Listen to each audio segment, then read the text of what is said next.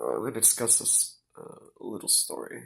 A few years ago, I think it was 2019, uh, like autumn or early winter, I was taking Amtrak to California, from Seattle to California, and, and I also took a trip from California back to Seattle. So I couldn't remember which one it was, but there was someone who had a lot of cash in their backpack or bag or whatever.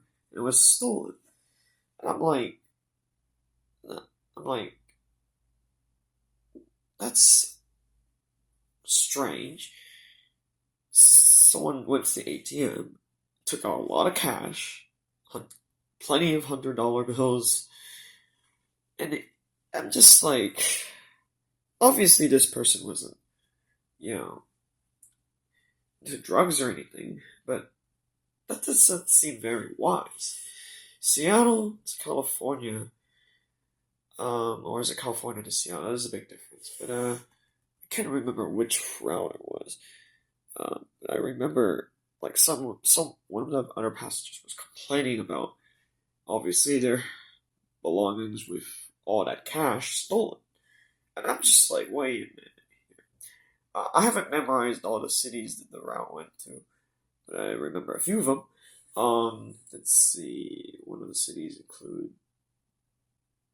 in Washington there was Vancouver, uh, Chehalis, pardon if I mispronounce some of the names. Battleground, Oregon. The route would go to Salem and Eugene. It goes. California would go through Sacramento and Legend Runner season or whatever. So I'm just like, airport security is a lot stricter, tighter, much better security on average. Even though I'm not sure if they allow someone to bring that much cash, they would probably tell you, probably there's all this information on the internet you can look up. But Amtrak is not very secure in terms of security. Not necessarily to say that it's awful or anything, but there are many, many Amtrak spots where the office is completely empty because Amtrak goes through a lot of small towns. Some of the stops don't even have. Um, like sometimes Amtrak uses buses from other. You could tell that it's a very different uh, context than airport security. Someone who's used to airport security, and then they take a, and not just that, the West Coast is, you know,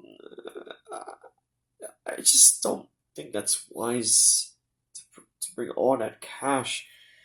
There's so much cash, like I usually never bring more than $100 of cash in my person. So to have that much cash out, I mean, this is thousands. I was complaining of bringing down. That's a risk. Had the person rode Amtrak on a different day, maybe that person wouldn't have had. But yeah, that's just something I'm just like, oh, you have to be really trusting to bring that much cash. Nowadays, if I lose a card, it's very easy for me to cancel it, and I can cancel it within hours after I realize I lost it, right? But with cash, it's different, you know.